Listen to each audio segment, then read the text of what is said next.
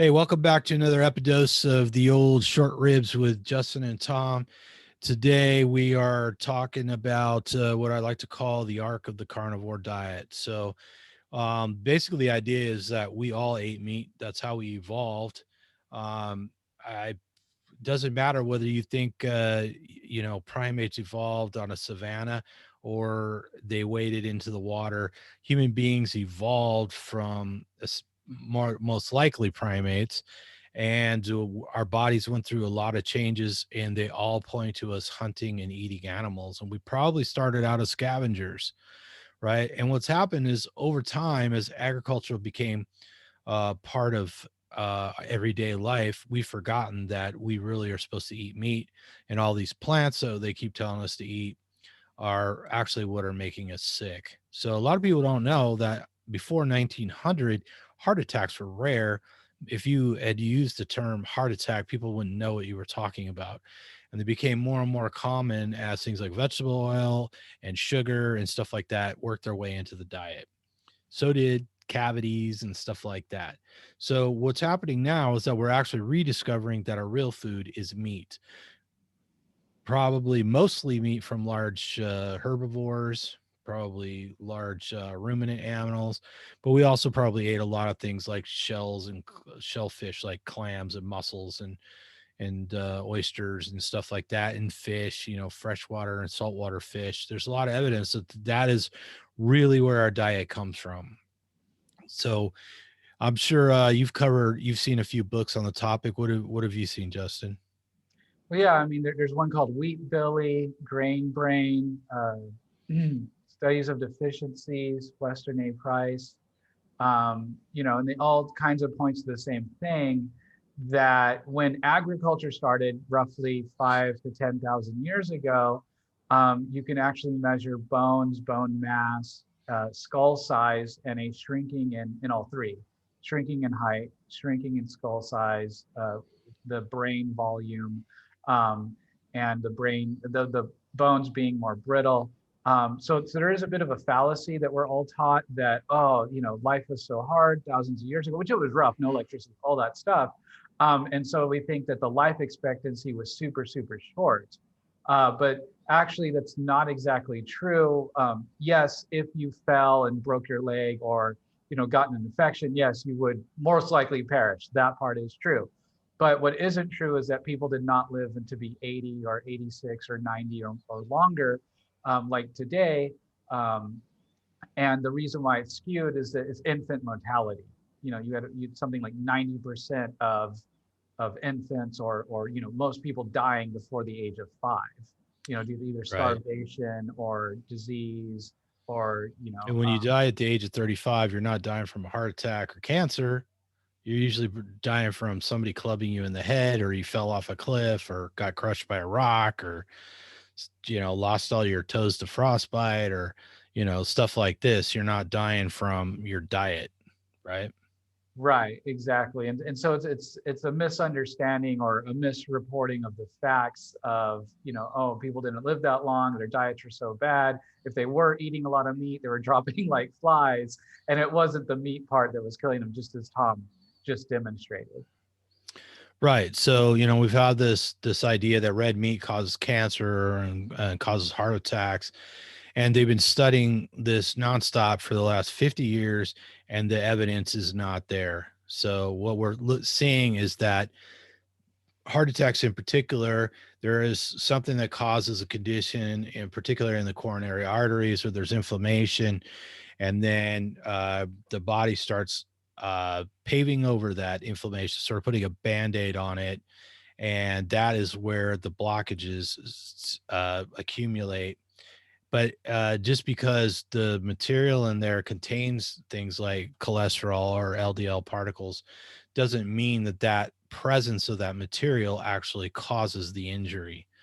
And that's something that came about from modern diets, when we know it was unheard of in previous diets that were based on things like just meat. And there are cultures all over the world surviving to this day that just live off of animal fat and animal protein. I mean, we like to point out the what's the tribe, the big tall guys that are that raise cattle. Oh Uh, man. shit, I forgot their names now. But also like the Sami and stuff like that in the northern latitudes, and the Inuits or Eskimos. They're eating The seals. Hansa? Sorry, Hansa?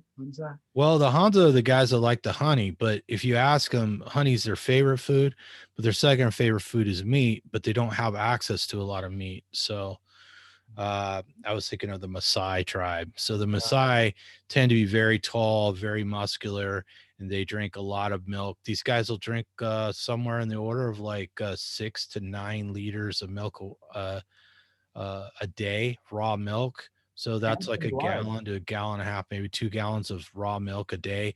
Plus, they drink a lot of cow's blood. So they'll actually open up an artery on the cow, and they heat the blood in these big vessels over a fire and drink it. They mix blood and milk together and drink it, and then they eat cattle and goats and stuff like that, and they eat the whole animal. And outside of like flavoring their stews with cactus roots and stuff like that, they just don't eat plants normally.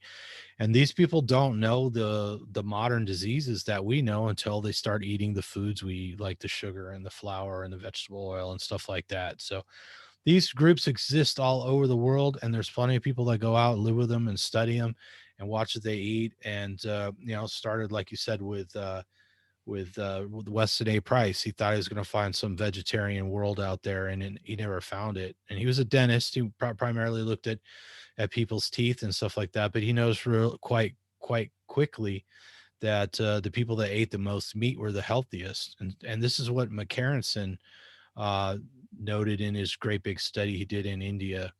So the people, I believe, was in the north, drank a lot of milk and butter and ate meat, and the people in the south tend to be more vegetarian, and the people that ate the most dairy and meat were clearly the healthiest population, had the fewest heart attacks and cancer, stuff like that. So, Yeah, anyways, go ahead. so the arc isn't really much of the arc because there just seems to be these little blips where humans get dumb, go plant-based for a while, and then ends up going back to meat. So, Right. we've got 3.2, or if not longer, million years of essentially being carnivore or hyper carnivore. Then you Yeah. have, agricultural, just barely, last strike right before midnight, essentially, when you're talking the last at best 25,000 years at best, but Yeah, so really, maybe 20, 30,000 years ago, the first people cultivated wheat in the Levant, but that was a pretty localized thing. And it wasn't until later that people really started cultivating plants, and planting orchards and stuff. That all came much later. And that's when we see tooth decay, diabetes, and so on and so forth. The people don't get type 2 diabetes if they don't have a lot of carbohydrates to eat. So that probably first starts with people doing things like planting fig trees and keeping bees, and eventually cane sugar and sugar beets and stuff like that. So before all that stuff was widely available, people didn't have these diseases. So, and people who live on meat tend to be far more resistant to infections. And like I've mentioned before, things like streptococcus and candida tend to live in the film in your mouth and break down starches together. And of course, candida infections and strep throat infections are two of the very common infections. And then staph infections, staphylococcus hominis, lives on your skin and still manages to thrive on people primarily that eat high carbohydrate diets, and that's where we get staph infections. And then ask any doctor who treats people with diabetes. That people who are diabetic get these wounds on their lower extremities that only people who have high blood glucose get, right? So, and that's all part of the disease that it usually kills you in the end with a heart attack after they've amputated your legs and you've gone blind. So if you want some evidence of why you shouldn't eat all these carbohydrates, there you go. and just one more thing. So it's weird for people to think of this way. Yeah, we are in some ways harmonic with nature. We're a part of nature, all that stuff. But we're in a competition with the other species that are here, specifically the plant species. And so if you think about it, wheat is an absolute genius because it's gotten us the most intelligent, powerful, strong creature on the planet, as far as animal, to do all its dirty work for it, plant it, keep it around, use it, make sure it survives. I mean, so long as there's humans, there's basically going to be wheat, and Right. probably there'll be wheat after humans. We've been domesticated by wheat, and part of that has to do with how it makes us feel. We get sort of a dopaminergic reaction from eating the wheat, and so we like to eat it. We like to eat bread. That's one of the reasons why we like to eat it. But in the end, we're better off eating animals, particularly fatty animals. And the thing about being human is we can raise them humanely, and they'll have a better life than they would in nature, anyways.